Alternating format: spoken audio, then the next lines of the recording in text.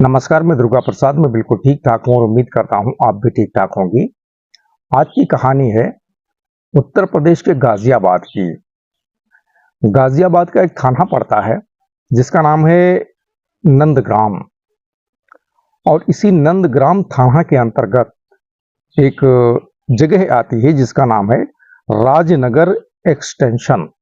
और इसी के पास में एक सोसाइटी है जिसका नाम है KW सोसाइटी। तो इसी KW सोसाइटी में एक लड़की काम करती थी। सोसाइटी की तरफ से यानी सोसाइटी वालों ने अपने हेल्प के लिए इसे रखा था। हेल्प डेस्क इंचार्ज के रूप में ये काम करती थी। लड़की का नाम था अंजलि। उम्र करीब 30-35 के आसपास में। अंजलि दिखने में काफी खूबसूरत थी, बेहद खूबसूरत थी। और ये शादीशुदा थी। अंजलि शादीशुदा थी, लेकिन पति से इसकी पटती नहीं थी, इसीलिए डिवोर्स का इसका जो है केस चल रहा है, जो अभी भी जो फैमिली कोर्ट होती है वहां पे चल रहा था। और ये पति से अलग होकर रहने लगी। तो ये जब रहने के लिए आई, पति से अलग रहने के लिए आई, तो ये जो KW सोसाइटी है इसी के पास में एक कारमेरा सोसाइटी है। यहीं पर एक घर लेकर यहीं पर रहने लगी। कारमेरा सोसाइटी में जो है रहने लगी। और जब रहने लगी तो पति से अलग हो चुकी थी, युवा थी, जवान थी, खूबसूरत थी। तो कुछ दिन के बाद में अंजलि का उसके जीजा से अफेयर हो गया, यानी अवैध संबंध हो गया जीजा से। जीजा का नाम अक्षय। अक्षय से जो है अफेयर हो गया। अफेयर हो गया तो ये अफेयर काफी दिन तक चलता रहा। और इधर अंजलि जो है ये KW सोसाइटी में काम करती रही, ड्यूटी करती रही, हेल्प डेस्क इंचार्ज के पद पर जो है। अब जीजा के साथ इनका अफेयर आगे बढ़ रहा था, लेकिन जो अक्षय था जीजा अंजलि का, ये अपना काम धंधा करता था तो उसमें ज्यादा व्यस्त रहता था। तो अंजलि को समय नहीं दे पाता था ज्यादा। और समय नहीं दे पाता था तो इसको थोड़ा ये चीज अच्छा नहीं लगता था, खराब लगता था, क्योंकि इसको ज्यादा से ज्यादा समय चाहिए था। यंग लड़की थी।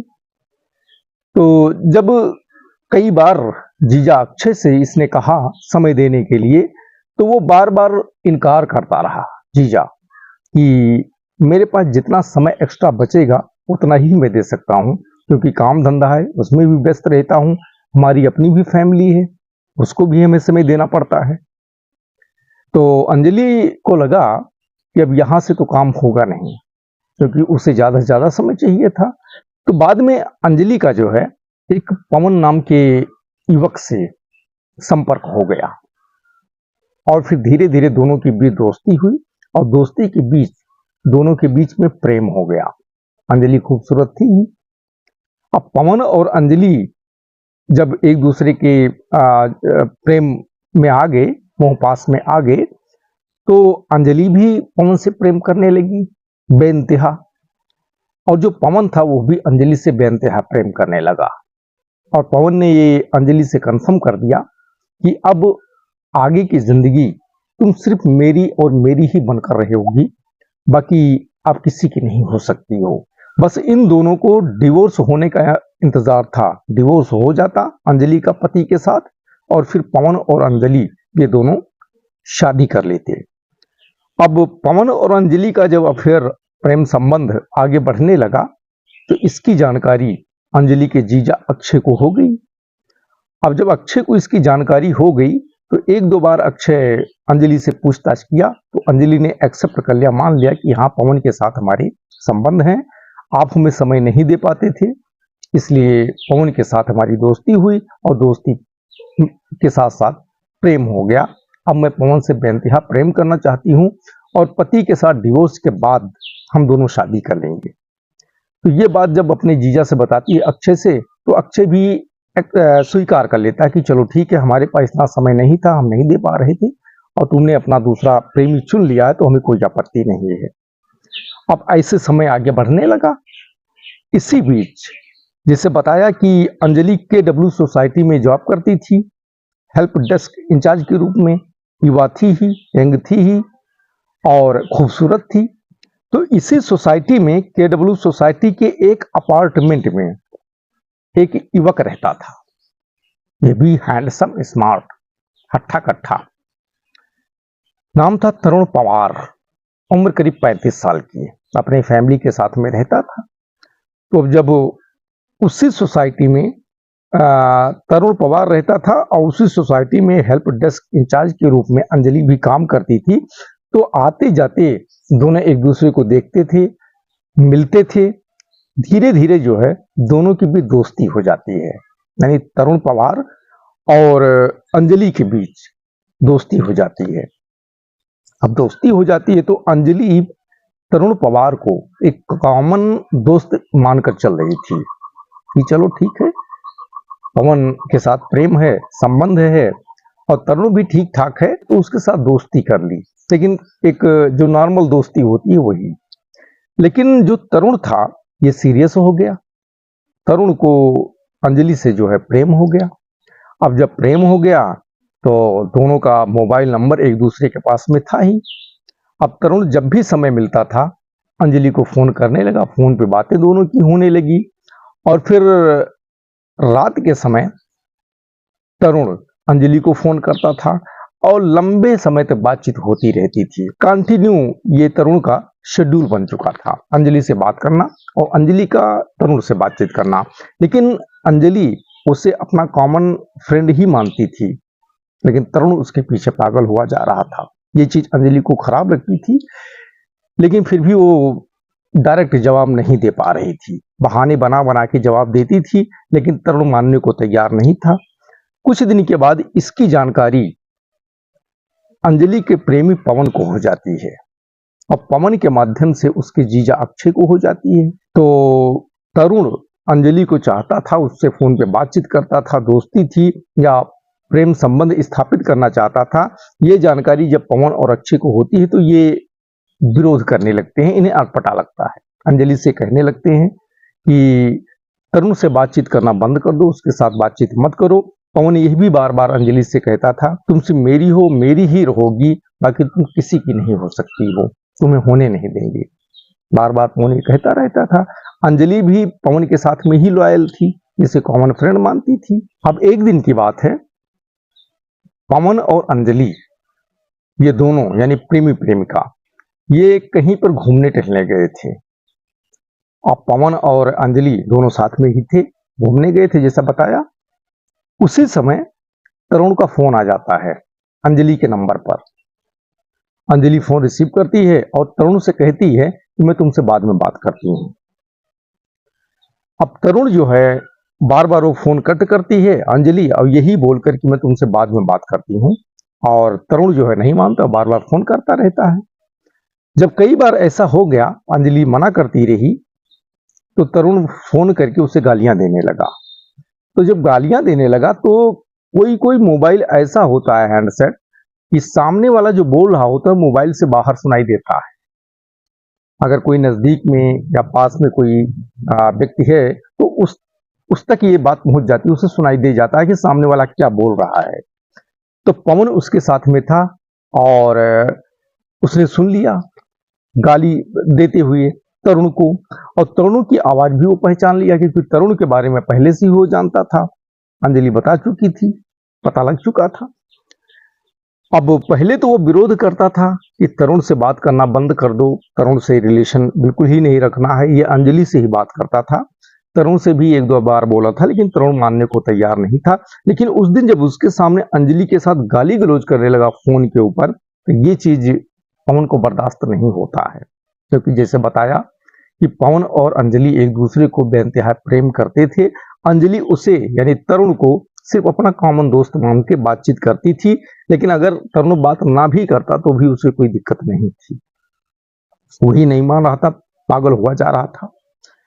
तो ये चीज पवन को जो है नागवार गुजरी, जो उसने जो है अंजलि को गाली दिया, हम नागवार गुजरी। पवन ये बात जो है जाता है अक्षय को बताता है, अंजलि के जीजा को। उसे भी बहुत बुरा लगता है, क्योंकि अक्षय का अंजलि का पवन के साथ में संबंध था। अक्षय इसका विरोध नहीं कर रहा था, लेकिन जो अंजलि के पीछे तरुण पड़ा हुआ था, इसके खिलाफ अक्षय भी था, यानी जीजा भी था, वो भी विरोध कर रहा था। अब पवन जब ये बात जाके बताता है अक्षय से, तो फिर दोनों को ये चीज खराब लगता है। पवन को पहले ही खराब लगता है, अक्षय को भी खराब लगता है। अब ये दोनों ये प्लान बनाते हैं कि इसने बहुत बुरा काम किया है।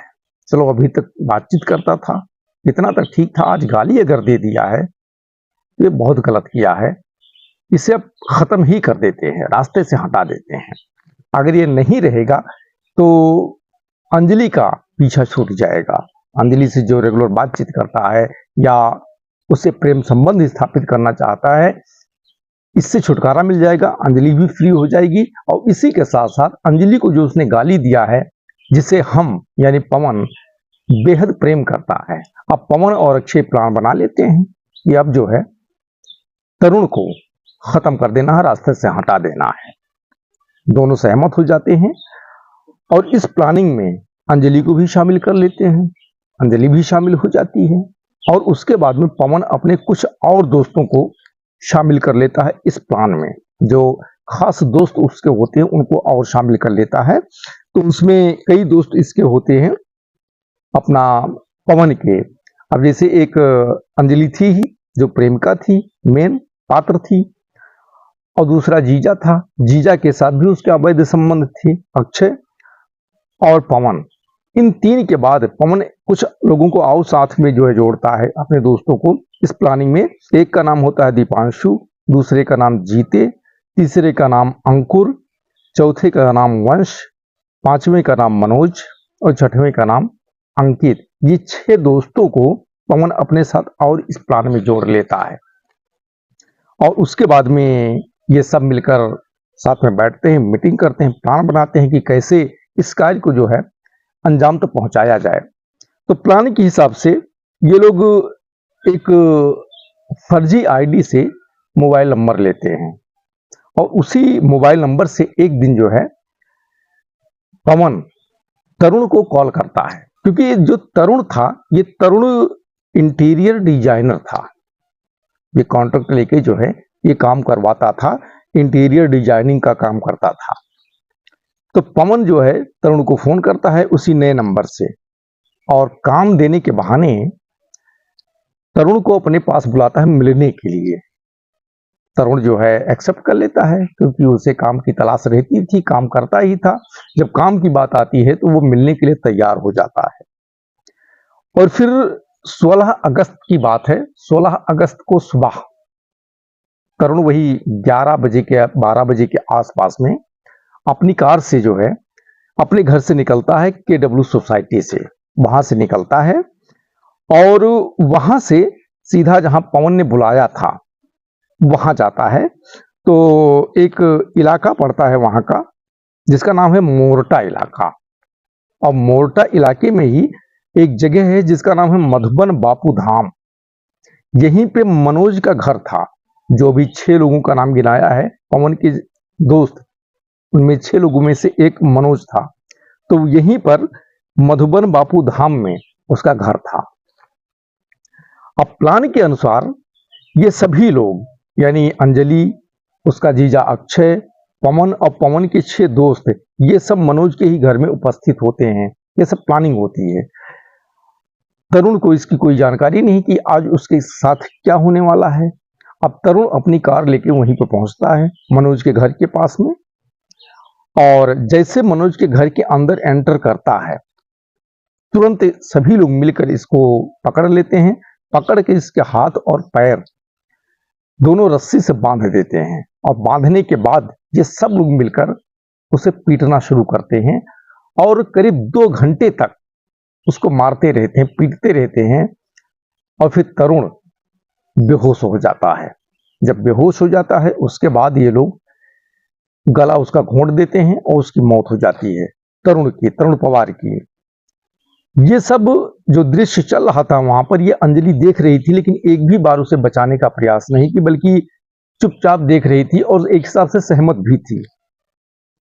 उसकी जब मौत हो जाती है उसके बाद अब डेड बॉडी ठिकाने लगाना था। तो दिन का समय था, वही 12-1 बजे के आसपास, 2 बजे के आसपास की बात है 11 साढ़े 11 बजे घर से निकला था, 12 बजे पहुंचा था, 2 घंटा उसके साथ मारपीट किए थे, तो वही 2 बजे के आसपास की बात थी। तो डेड बॉडी उस समय तो ठिकाने लगाया नहीं जा सकता था, लोगों को जानकारी हो जाती, फिर इंतजार करने लगते हैं। तो अंजलि, अक्षय और पवन, ये 3 लोग जो है वहीं मनोज के घर पे रुक के इंतजार करने लगते हैं और बाकी लोग वहां से बाहर निकल जाते हैं। और फिर रात को 12 बजे के आसपास पवन एक जो उसका दोस्त था वंश को कॉल करके बुला लेता है अपने पास में, बाकी किसी को नहीं बुलाता है, बाकी सब चले गए थे अपने अपने घर। वंश को बुलाता है और फिर रात को 12 बजे वंश वहीं मनोज के घर पर पहुंचता है और फिर तरुण की डेड बॉडी एक गद्दे में लपेटकर और मनोज के घर से बाहर निकालता है। सब लोग मिलकर निकालते हैं और फिर एक डिस्कवर मोटरसाइकिल होती है, उसी पे डेड बॉडी रखते हैं। एक लोग गाड़ी चलाता है, बाइक चलाता है और दूसरे लोग पकड़ के डेड बॉडी को बैठ जाते हैं, गद्दे में लपेटा हुआ रहता है। वहां से करीब 250 मीटर दूरी पर जाते हैं तो वहां पर एक इन्हीं लोगों का वैगनर कार होती है, जो वैगन आर कार होती है वो कार होती है, वहां पे लेके पहुंचते हैं और तरुण की डेड बॉडी को उसी वैगनर कार के डिग्गी में डाल देते हैं। और उसके बाद में पवन उस वैगनर जो कार होती है उसे ड्राइव करने लगता है और उसी के बगल में वंश बैठ जाता है, यानी जो उसका दोस्त होता है ड्राइविंग सीट के बगल में ही वो भी बैठ जाता है। और जो अक्षय होता है एक मोटरसाइकिल से आगे चलता है और पीछे से पवन उस वैगनर कार को लेके चलता है। और फिर ये लोग सीधा गाजियाबाद से सीधा पहुंचते हैं बुलंदशहर। तो बुलंदशहर जब पहुंचते हैं तो बुलंदशहर का एक थाना पड़ता है जिसका नाम है बीबी नगर, और इसी थाना के अंतर्गत एक नहर है जिसका नाम है सेहरा नहर। वहां जब पहुंचते हैं तो रात काफी हो चुकी थी, करीब 1-1:30-2 बजे के आसपास में वहां पे पहुंचते हैं। तो ये लोग पूरी तैयारी के साथ गए थे। वहां पहुंचने के बाद नहर के पास में पवन और ये सब लोग मिलकर कार की डिग्गी से तरुण की डेड बॉडी बाहर निकालते हैं और उसके बाद में फावड़ा, कुछ धारदार हथियार, गैती, ये सब लेकर साथ में गए थे। और फिर पवन बड़ी ही क्रूरता से तरुण की डेड बॉडी के 5 टुकड़े करता है, दोनों पैर काट देता है, कमर से नीचे का भाग अलग कर देता है, गला काट देता है, धड़ अलग हो जाता है, गला अलग हो जाता है। उसके बाद दोनों पैर इसी सेहरा नदी में उठाकर फेंक देते हैं और उसके बाद बाकी जो हिस्सा होता है वो फिर से डिग्गी में डालते हैं उसी कार के।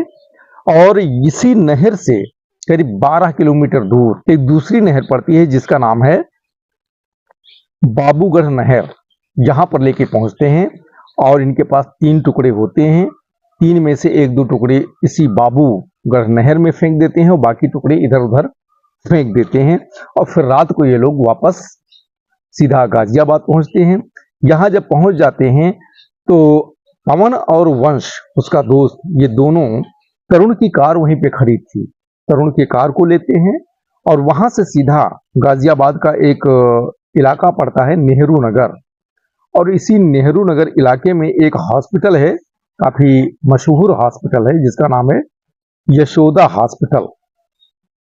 यशोदा हॉस्पिटल लेके पहुंचते हैं और वहां पार्किंग में, जो यशोदा हॉस्पिटल का पार्किंग होता है, वहां पे ले जाके कार एक जगह पे जो है पार्क कर देते हैं और पार्क करके ये दोनों वहां से वापस अपने अपने घर चले जाते हैं।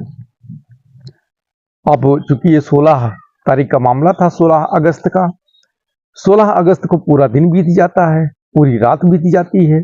तरुण अपने घर वापस नहीं जाता है। अब फैमिली के जो लोग थे, माता पिता, सब परेशान, क्या बात है, रोज सुबह जाता था, शाम को लौट आता था, लेकिन आज पूरा दिन बीत गया, पूरी रात बीत गई, दूसरा दिन आ गया यानी 17 अगस्त, लेकिन तरुण वापस नहीं आया। सबके सब परेशान, हैरान, करें तो क्या करें, तलाश जारी थी, खोजबीन अपने इस तरह से कर रहे थे।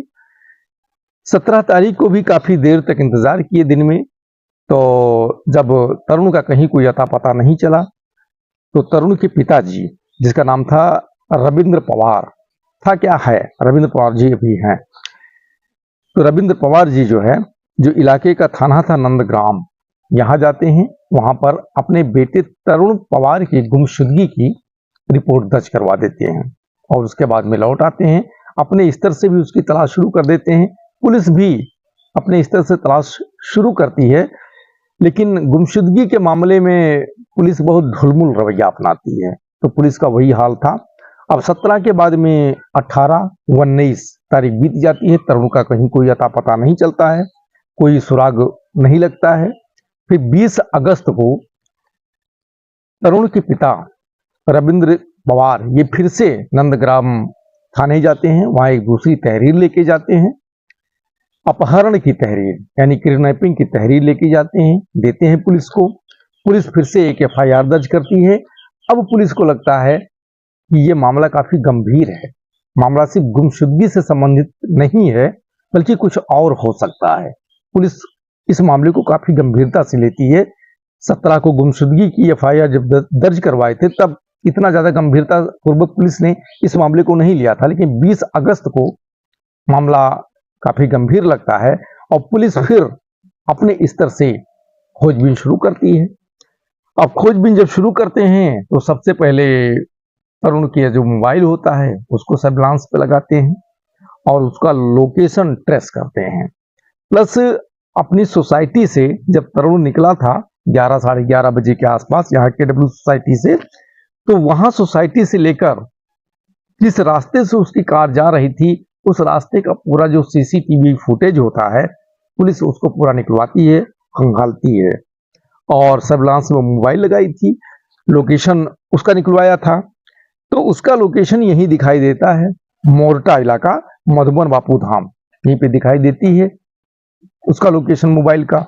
यहां तक जो है 16 तारीख को ये पहुंचा था और उसके बाद उसका लोकेशन गायब हो जाता है, लोकेशन कोई नहीं मिलता है और मोबाइल भी स्विच ऑफ ही होती है। अब पुलिस वहां तक पहुंचती है, वहां आसपास जो CCTV कैमरे होते हैं पुलिस उससे तलाशती है। तो एक जगह पर कार वहां से वापस आती दिखाई देती है और फिर पुलिस फिर से जहां जिस रास्ते से कार गई हुई थी उसका CCTV फुटेज निकालते हैं, देखते हैं तो कार जो है यही जो नेहरू नगर था अपना यशोदा हॉस्पिटल, इसी के पार्किंग में पुलिस को मिल जाती है, क्योंकि वहीं ये दोनों कार को खड़ी कर दिए थे, पवन और वंश।